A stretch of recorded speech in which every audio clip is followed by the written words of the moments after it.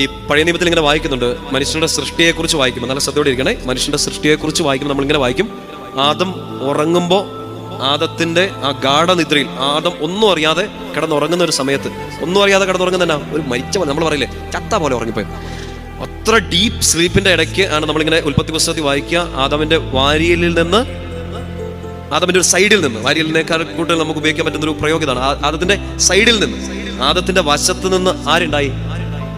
ഹവ്വായെ സൃഷ്ടിച്ചു. ഹവ്വ സകല ജനത്തിന്റെയും അമ്മയായിരുന്നു നമ്മൾ വായിക്കുന്നുണ്ട്. വിശുദ്ധ അംബ്രോസ് ഇതിനെ ഇങ്ങനെ ഈശോയുടെ ഹൃദയത്തോട് ചേർത്ത് ചിന്തിക്കുന്ന ഇങ്ങനെയാണ്, കുരിശിൽ ഈശോ കിടക്കാണ്. യോഹന്നാന്റെ സുവിശേഷം 19 അധ്യായത്തിന്റെ 32 മുതലുള്ള വാക്യങ്ങൾ കാണും. ഈശോ മരിച്ചു, അത് ഉറപ്പുവരുത്താൻ വേണ്ടി ഒരാൾ കുന്തം കൊണ്ട് കുത്തി. അപ്പൊ അവിടെ നിന്ന് രക്തവും വെള്ളവും ഒഴുകി. എന്ന് വെച്ചാൽ ഈശോയുടെ സ്നേഹത്തിന്റെ ഏറ്റവും ഏറ്റവും എക്സ്ട്രീം ഒരു എക്സ്പ്രഷൻ. നമ്മൾ പിന്നീട് വ്യാഖ്യാനങ്ങളെ വായിക്കുന്നുണ്ട്, അത് കൂദാശകളായിരുന്നു എന്ന്. അത് എവിടുന്നാ വന്നത്? ഈശോയുടെ സൈഡിൽ നിന്ന്. ഉത്തരം പറ. ഈശോയുടെ വശത്ത് നിന്ന്, ആദത്തിന്റെ വശത്ത് നിന്ന് ഒരമ്മ, സകല ജനതകൾക്ക് വേണ്ടിയുള്ള ഒരു അമ്മ പുറത്തു വന്ന പോലെ ആദം ഗാഠനിദ്രയിലാണ്, ഈശോയും ഗാഠനിദ്രയിലാണ്. എന്താ അത്?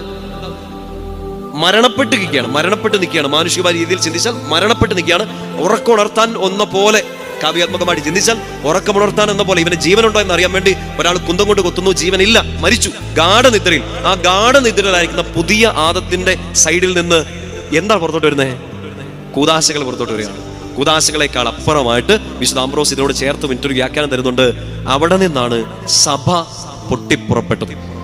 സഭ പൊട്ടിപ്പുറപ്പെട്ടത്. സഭയെക്കുറിച്ച് നമ്മൾ പറയുന്ന മറ്റൊരു പ്രയോഗമാണ് സഭാ മാതാവ്, സകല ദൈവജനത്തിന്റെയും അമ്മയായ സഭ.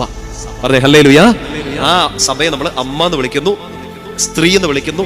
ഈശോയുടെ സൈഡിൽ നിന്ന് പുറത്തേക്ക് വന്ന സ്നേഹമാണ് സഭ. പറഞ്ഞേ ഹല്ലേലൂയ.